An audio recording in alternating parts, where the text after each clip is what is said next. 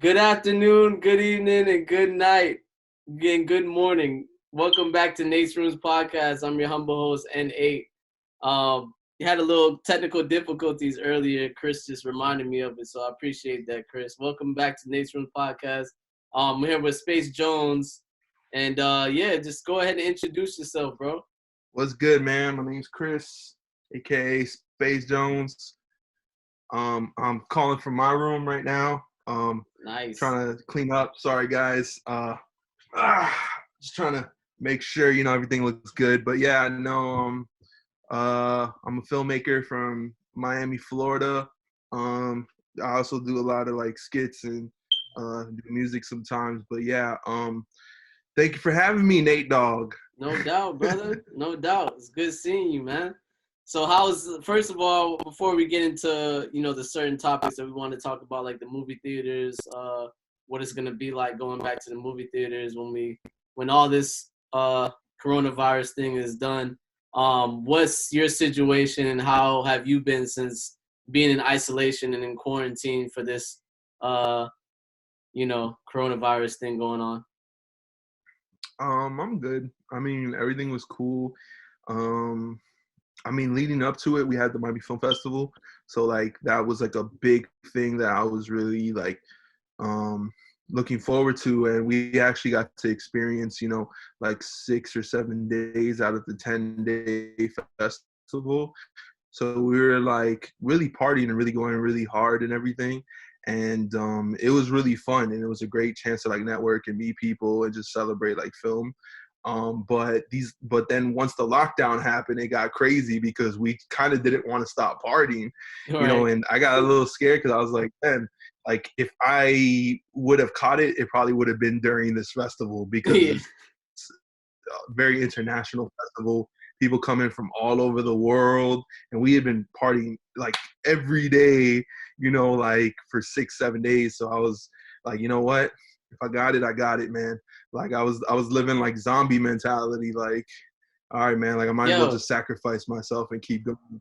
You it know? was lit though, man. Everything at the Miami Film Festival was amazing. Like the entire experience was crazy. Like the little meetups we would do after, watching films and stuff like that. And it was Yeah. just awesome. I don't know because my first year actually experiencing being, basically in the film festival like you. And it was just sick. Like the parties, everything was awesome. Yeah. I mean, it was cool because I'm just gonna talk about it because since it's like it also relates to like what you want to talk about the movie theaters and all that. But yeah, Yeah. like it's like we make films, and like I've been doing it for more than 10 years. I've been making short films and all types of content on YouTube and everything. So like in that process, you create something and you release it, and you try to get an audience to give feedback, to just emotionally connect to the project. So like even though the one we had, Alexa Off, had been out on the internet, and we had all that like online feedback, like we had like 700 comments or something on it on T Pendel channel. So That's like right. with that, like I had already felt good about the feedback, but it still was like online feedback. It wasn't like in-person feedback. So like I was really looking forward to the fact of like networking with people and like actually talking about our film and everything. And it's crazy because within those 6 days or whatever, like we were talking and promoting the film and talking it up, and we met so many dope people. But like I still was like, yo, I want y'all to see the movie. I didn't want to spoil it for them. I wanted them to be able to check it out without us really spoiling it. So like by the time we had our movie premiere, and we could actually talk to people about it, I think we had like a day before they shut it down. So I talked to one guy about his reaction to our film, and it was really cool just being able to break it down and talk about like all the little things in our film that we talked about behind the scenes when we were preparing it, that we didn't really get a chance to do when we did the Q&A and all that. So like it was dope, man, because like the experience of making films is like there's a technical aspect of it that I think makes you kind of introverted, because you have to spend all that time alone studying, learning the software. finding yourself, finding your voice, and like going through all these drafts. But then you have the other part that makes it more communal, that you're sharing it with people and you're getting feedback and all that. So it's like two sides of it. So it was really fun to do the other side of it, like the shaking hands and meeting new people, and all of that was like really cool. And I really enjoyed it, and I just wanted to keep going as long as possible. Yeah, I agree. That shit was like amazing. Just meeting every like different people and just man, just getting re-inspired, man. Just being there at the festival was dope as hell. Like shout out to Miami Film Festival. You guys put on the perfect festival. I mean, unfortunately, it had to end early because of this virus, but honestly, it was amazing. But Chris, I want to get into talking about the movie theaters. Now, you're an advocate for the movie theaters. You're a type of person to go for new movies that come out and do reviews on these new movies Yeah. that come out. And I just want to know, what are your thoughts as far as when the COVID-19 is over, or once the virus goes away? Hopefully, it goes away. Once everybody starts going back to the regular programming, what do you think about the movie theaters? Do you think they're still going to be able to survive? Do you think they're going to still be there? Because that would, you know, I don't know, because people are not going to want to basically be in a theater with other people knowing that this virus is ended, but it's still scary because maybe somebody still has it. Yeah, I mean, during the time that they started doing the lockdown, a lot of people were scared about theaters. A lot of theaters stayed open, and they try to find ways to kind of address the concerns. Like they started doing something called like 50% capacity, where they're like, at 50% capacity, they would stop selling tickets so that there were enough seats for people to kind of sit apart from each other. Since like the mandatory thing was like 6 feet away at that time, and then they made it smaller, where it's like, all right, you have to be only 10 people to a closed location.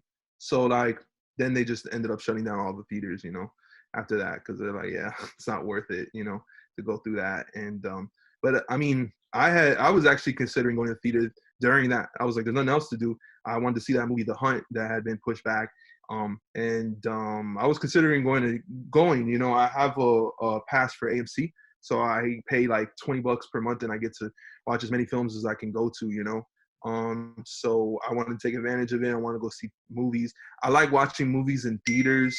I find it like a great opportunity to really focus on the film, because like when I'm at home, I end up pausing it a lot. You can go on your phone. It's so easy to be distracted. And I've read articles about it too, that like you actually reduce a lot of stress and anxiety by going to a theater. Just the fact that you're there, you want to focus. It's a huge screen right in front of you. It kind of alleviates the rest of the world. You're in this big dark theater, and it can help reduce stress. A lot of times I get anxious and I have a lot going on, and just going to the theater alone is a way to reduce it, because I feel good. I feel like I'm here, I'm focusing.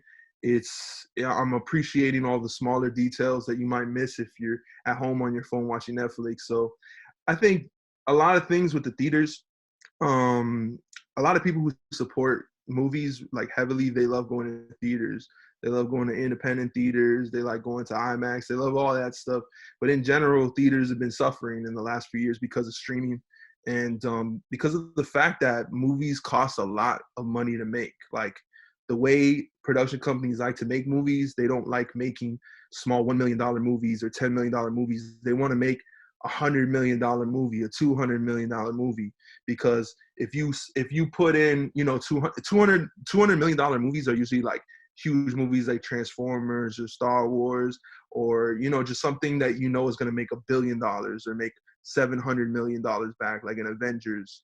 So it's like those are the type of movies that studios want to make. When you make a movie like that costs 10 million, like these small indie ones, usually what they gross is somewhere like around 18 million. So it's not as big of a flip. So like these guys are hustlers. They want to make a huge flip. They actually don't mind putting a lot of money into something that they know will have a huge return. So it's a gamble. One of the latest movies that came out this year in January was the Dr. Dolittle one. that one was a disaster because that one I think cost 200 million to make. It was with Robert Downey, and it grossed like something like, how much did it gross? Like 20 million or something. Damn. Like Yeah, I know. I it know it did didn't do well. it did really bad. Like a huge flop.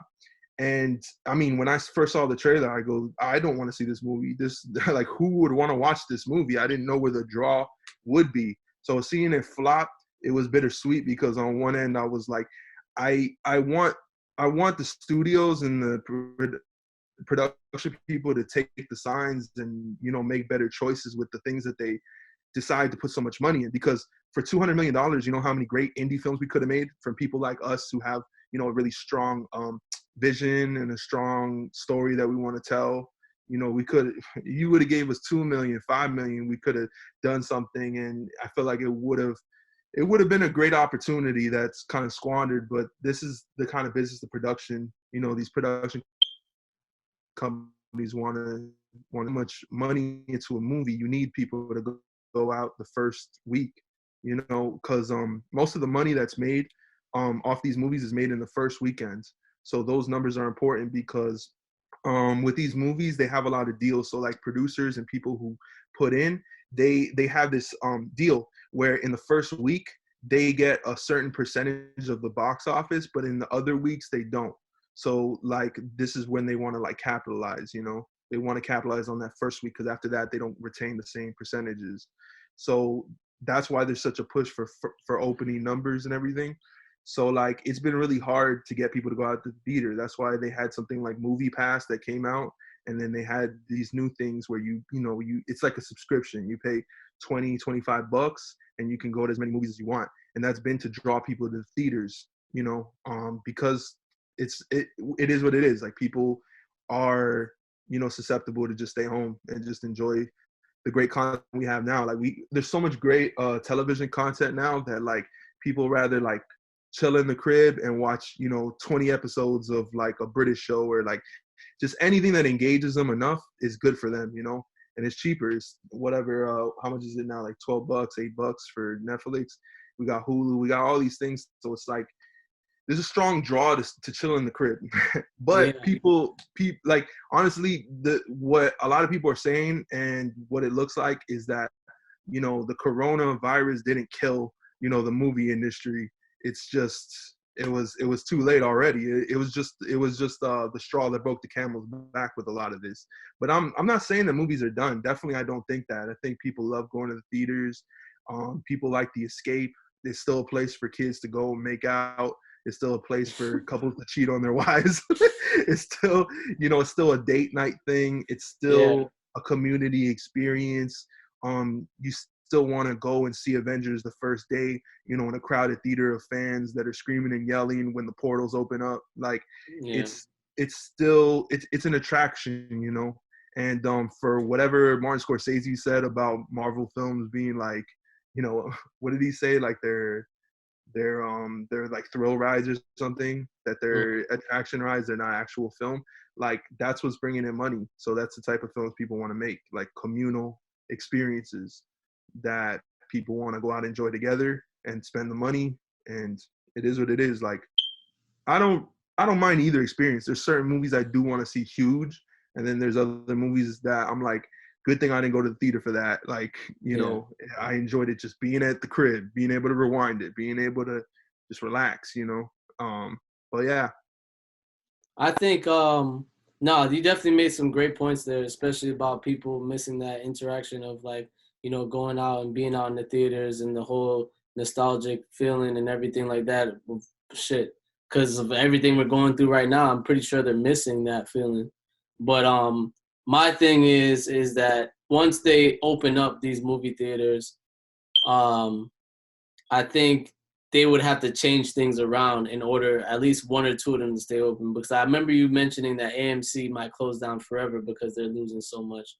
But the movie theaters that do stay open, I feel like the only way that they're gonna be able to stay open is if they change up the movie theater itself and make it more of a seclusion thing, like maybe one seat closed off and like whatever, or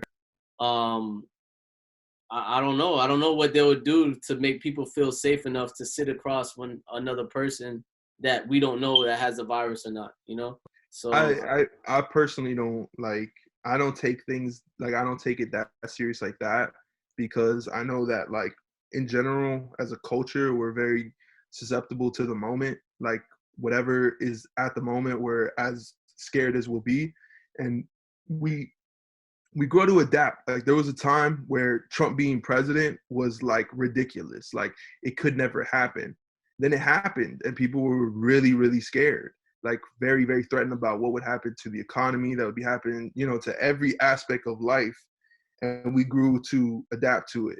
You know, we adapted to a lot of things, you know, in the past few years that we could never see. And that we thought would change everything. And we adapt and we go back to normal. You know, there's a lot of diseases out there. There's a lot of things. I think America in general, I mean, it's easy if you haven't traveled much to think like how dangerous things are, but America is very clean. America, a lot of our companies have procedures and you know, practices of cleanliness. Like they have rules. Sometimes people don't, you know, they don't stay up to all those rules, and that's why they have to be checked. But these places get graded. You know, and these places have health inspectors that come in and make sure that everybody's going through the procedures that are important. And it's like with this, I think this would be more like a G check. Like this is like a check for everybody to clean their stuff more often.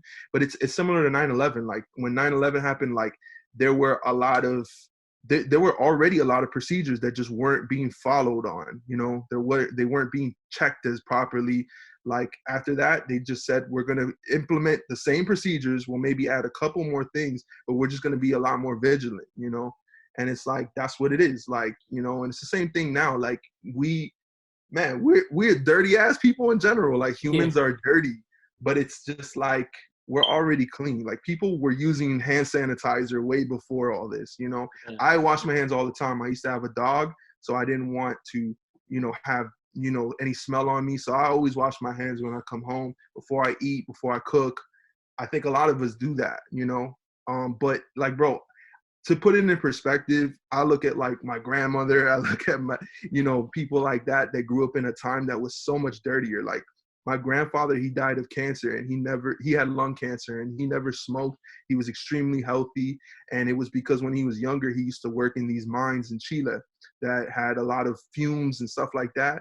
So when he passed away, he was extremely healthy. It took him weeks for him to actually pass away because his body was actually so healthy, but it was these chemicals. So that's, to me, is more of a victim of like the time that people live in. There's always going to be something that is bad, but as we grow, we get vaccines, we get immunities, and things get better. You know, this is just something that happens. You know, like things happen, and I feel like we're taking care of it. You know, like it's being taken care of, and it changes a lot of things in the moment. But I think overall, you know, once we get a vaccine or we get some way to control it, or people's, you know, the amount of people that are sick reduces enough that we can open up places, then we'll all be all right. You know, like I think the fear will subside pretty quickly. Like I don't because our will to interact is a lot stronger than, you know, our fear. And that's what I think is like the most important thing. Like I think right now, I mean, me personally, I just want to work. I just want to get back to my life. I just want to get back to chilling with my friends. I want to get back to, you know, planning and working and doing that. And I think that will is much stronger than the fear to about getting sick for 4 days or something, you know? yeah. So I hear you. it's what it is. Yeah, that makes sense. Definitely. Do you think that you, as an independent filmmaker, do you think that this is a great time for you to be making, getting back to work and be making your films, your independent films? Because now that the movie theaters might be in trouble, a lot of these streaming services like Hulu and Netflix and Amazon, they're gonna be hungry for new independent films, especially because people can't really go to the movie theaters. If that's an option, that people can't go to the movie theaters once this thing settles, like the movie theaters might take a while to get traction back again, and they might want more content for, you know, the streaming platforms like Netflix. They're like, damn, we That need was more already independent films. that was already happening. Like everybody was like the streaming was already kicking everybody's butt. Like that's just where it was at. Like the amount of content that Amazon and Netflix and everybody was investing in was already there. Like if you look at what they did, so once they closed up after the lockdown, once they closed up all the theaters, they immediately went into how are we going to release all these movies that were supposed to drop this week? You know, what are we going to do about the future releases? Now, I had heard that movies that premiere in a theater and go through the regular theatrical distribution process do a lot better in the long run when they hit streaming. Like more people will watch it if it came out in the theater rather than a movie that premieres on streaming. So people still believe in the model. You know, they still believe in going the theatrical way is always like the best option. But with this, they had to find a way to salvage the fact that a lot of these movies are gonna be past their prime time. So like a whole bunch of things came out online and they tried to do this digital thing where for like $20 you could rent, you know, Onward and a couple movies that were out that week or came out. So what it did was it just kind of jolted people to figure out how can we change this? How can we make it so that the streaming, you know, release is bigger than the theatrical release? So what's going to happen, what I believe is that like they're going to make it so cool to drop it on stream that the allure of going to a theater is going to reduce, you know? And as far as the investment of people creating on stream, I think it was already there, you know? The thing is like, as somebody who creates independent content, it's like trying to get into that other thing of theaters and everything is like really, really far out there. There's a lot of steps to that. You have to go through so many processes of going through, because the independent route doesn't get you, like trying to make a movie independently and distribute it through iTunes or something, that doesn't get you in a theater. There's a lot of checks and balances and distributors you have to go through, and to get through that you have to go through festivals and so many different steps to it. Now having this straight stream platform, like if everybody is watching movies on stream and I could get my movie on Amazon, then that's about the same value as like that, you know. The only difference is how much money is being put in to promote it so that people watch my movie over like Onward or something.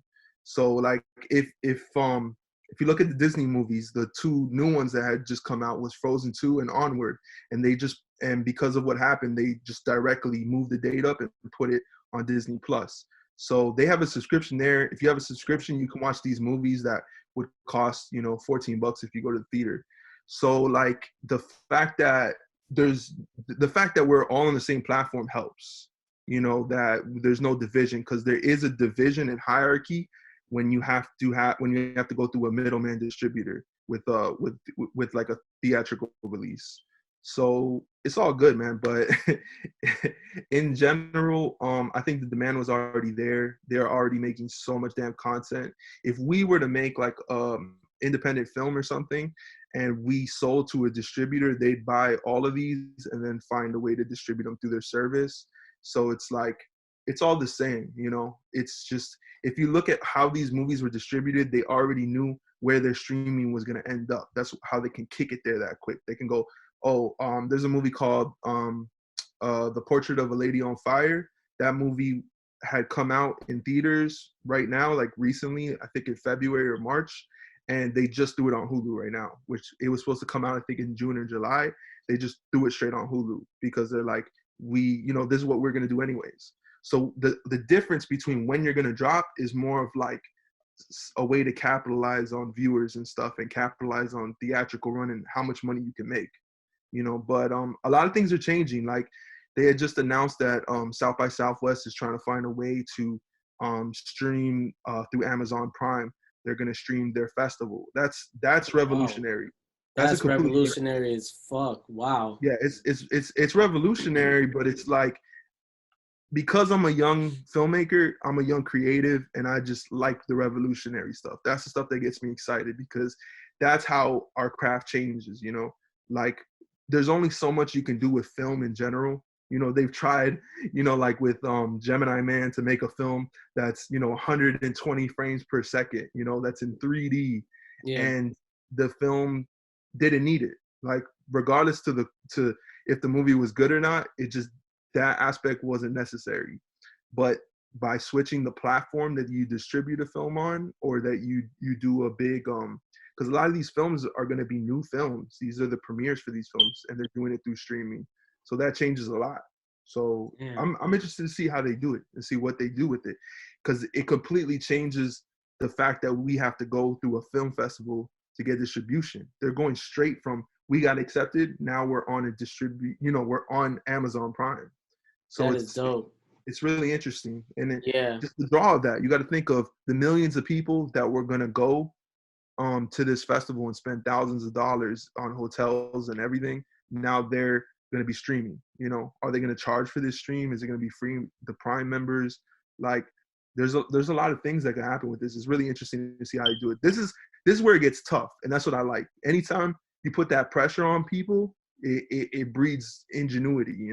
So that's where I get more excited about this whole virus thing, because as you can look at it as like a decline of one thing, it's also the rebirth of a brand new thing. So like, while everybody's out here scared and crying, if you're old and you are worried about losing your way of life, then that's it, like, it's over for you. Now there's a new way of life, and it's very scary for a lot of people. But if you're like me, like a guerrilla filmmaker, somebody that's used to being told it's impossible, you can't do it, then this is very exciting, because this is how we get our foot in the door, through ingenuity.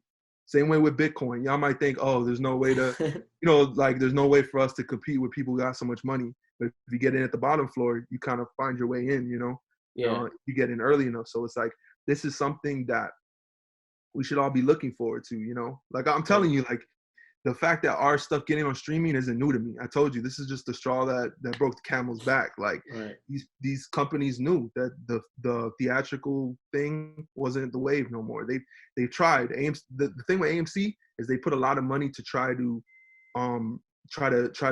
like basically refurbish these places. They've tried to renew them. They put those really dope red like couch seats, put a bar in there. They try to find a way. They try to find a way to bring more draw so that people go, and maybe it worked, but in the end, if they go a month without funding, then they can't keep up. So it's like, it is what it is, Yeah, I hear you. And you made some like great points right there, especially the innovation, the ingenuity of them, doing a festival on Amazon Prime and stuff like that, and just doing a new, nuance to it. It's damn, it is different, man. I can't even picture it right now, but I know it is possible. But then I'm starting to think, I'm like, oh damn, okay, so how is it gonna work when, all right, you have a film that premiered, and usually when you have the South by Southwest event festival, and you're like, okay, Denzel Washington is right there in that seat, and I can go talk to him about my film that he just watched. And so how does it work now? Is he just gonna try to video conference me, like, or like, am I not gonna be able to meet those people, or a certain producer like Jason Blum from Blumhouse Productions, like maybe he's there and at at the South by Southwest, but if it's streaming, how am I gonna be able to talk to Jason Blum? But is Jason Blum gonna be able to reach out to me? Like, if Jason Blum sees your movie, he can get your number. Right. It's not hard to get information from somebody, and then and do something like this, like a video chat. Yeah, like if any of these people want to contact you, they can find you. It's not that hard. They used to do it back in the day before social media. They'll just call you. They'll be like, I saw your film in like a rinky-dink theater at midnight. I love it. Like, it's happened for a lot of great people. Like one of my favorite filmmakers, Alejandro Jodorowsky, back in the 70s, he made this movie called El Topo. And it was like a really independent movie. It was so like vulgar that they would only play it like at midnight, and it became a huge midnight movie. And John Lennon from the Beatles, he loved it. So he's like, I'm gonna give you $1 million for your next film. And he made this movie called Holy Mountain, and it became very big, just very big, like cult films. And that's how it used to be. Those were the first filmmaking angel investors. Like, they saw your thing and they just supported the vision, even when they didn't get huge theatrical support. So it's like, it's always been this way. The great creatives, they create through it. It's not about support from these big people. And it's like the people who really know art, they find it out. They don't need to be in that event. They'll hear about it. They'll be, oh my God, there was a movie that happened at this thing. Bring him to me. I want to meet him. Right. Stanley Kubrick and Steven Spielberg, like they used to talk on the phone all the time about stuff. When I heard that, I was like, I love that, because it's like they would just talk about, how'd you do this in your movie? I love when you did this. How'd you do that? And it's like that's the community you build. You build it. It doesn't matter where you're from or if you met in person. People don't meet, but it's like you build this community of friendship that helps you grow, because when you're a technical master or you love something so much, you're like, I need to seek out that person that did that thing. I need them, like bring them to me. Right. So it's like, it is what it is. The thing is the hierarchy thing is what stops us sometimes, but when you really meet somebody who your art connects with or you connect with personally, like the hierarchy thing doesn't matter no more. It doesn't matter if you made this movie with millions of dollars or not. It's like, what you made is sufficient. It spoke to me. So it's like, that's where it is. Honestly, I think in general, like maybe it's optimistic to think, but I think that we're moving closer and closer to getting rid of middlemen, to being able to just express, our soul. The more technology we have, it just allows us to unfilteredly express who we are, when you don't have to show face and dress in a suit and go to a festival and pitch yourself to people. You're just who you are, and you're going to connect with the people that enjoy that and appreciate that, and that's how it's going to be. Damn, I fucking love it, man. And I like that. And most of all, I love the analogy you made with Bitcoin. And I love Bitcoin, dog. So I appreciate that analogy, because it does stand for change, like what's happening, with, the movie theaters and everything like that, and the streaming and everything that we just said. And you made some great points, man. Like you gotta be early, man. If you ain't early, you late. If you don't, if you're not living, you dying. So it's like, it's very important to be ahead of the curve, man. You can't let it, like, all this, like, actually with everything that's happening with this corona thing, I'm not scared. Like, I haven't been scared, and it's because, bro, I have anxiety. Like, I be doomsdaying when nothing's happening. So I think when the end of the world comes, a lot of us who, we're scared actually feel very comfortable. Whereas those who accepted something were very complacent. Like, I grew up with the Matrix. I think a lot of us did. I think that's why we're at where we're at, because we grew up with the Matrix. We grew up with this third eye, with this different way of thinking about reality and our purposes. So I think some of us are prepared for the changes, and some of us are a little bit more accepting of the complacency, and we want things to be the same. And I think production companies would prefer if everything stayed the same, but there can't be growth in that. Like, we can't grow. We can't, us young dudes that are ambitious, us young people who have, idealistic thoughts, this is where we thrive. This is when we look for, okay, can I take this $1,000 check from, from Trump and flip it into my movie? Like, I'll tell you one thing. Kevin Smith, he said in the makings of Clerks that, he was making the movie with little funds he had, and he needed a little bit more money in order to edit his film.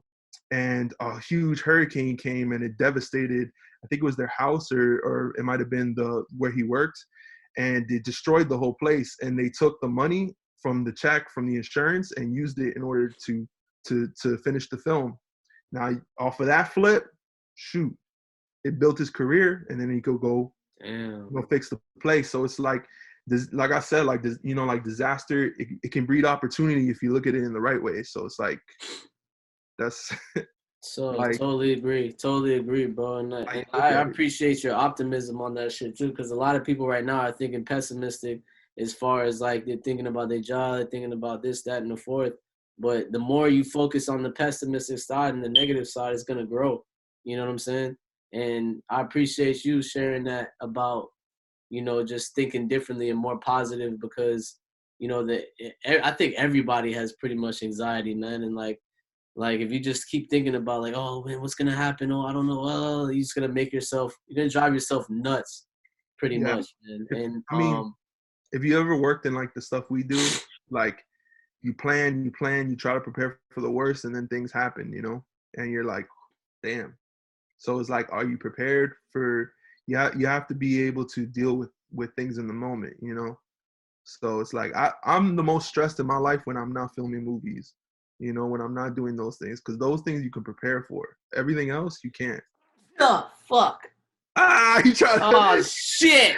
try to hold it in and not scare the audience. Yeah. Guys, I'm okay. I'm okay, guys. Trust me. As long as you keep it in. I got allergies, man. It's not what you think it is, okay? I'm keeping it in. You saw what I did there. It was the Yeah, it was sneeze just to that.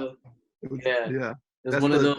the Dr. Fossey approved sneeze. Exactly. You see How that? you do it. The dab sneeze. Make sure you guys, get on that. But yeah, Yeah. yo, Chris, man, thank you so much for hopping on Nate's Room, man. We appreciate your positivity and your insights on, the film industry and the movies and the movie theaters and how they're gonna move forward or if they're gonna be around. And dude, you just definitely gave us a lot of information that we're definitely gonna be looking up, especially all the filmmakers and creatives out there that are into the film industry. And we appreciate you, brother. And thanks for coming on Nate's Room, man. For sure, man. Anytime you need me to come in your room, man. Yo, you about to come by Nate's Room a lot more often, B. Trust me, man. Happy quarantine, man. I hope first of all, before you go, what's some advice that you can give people at home who are in quarantine right now and they're just going crazy out their mind? Is there any advice that you can give them to keep their head up, like other than what you just told them about, staying positive about the film industry? Yeah, man. I mean, in general, I quarantine all the time. Some days I separate myself from everybody because you have to find your own space, like you have to separate from Instagram and what everybody else is doing, separate from the predictions, separate from, the fears and the anxieties that everybody has, and like read a book.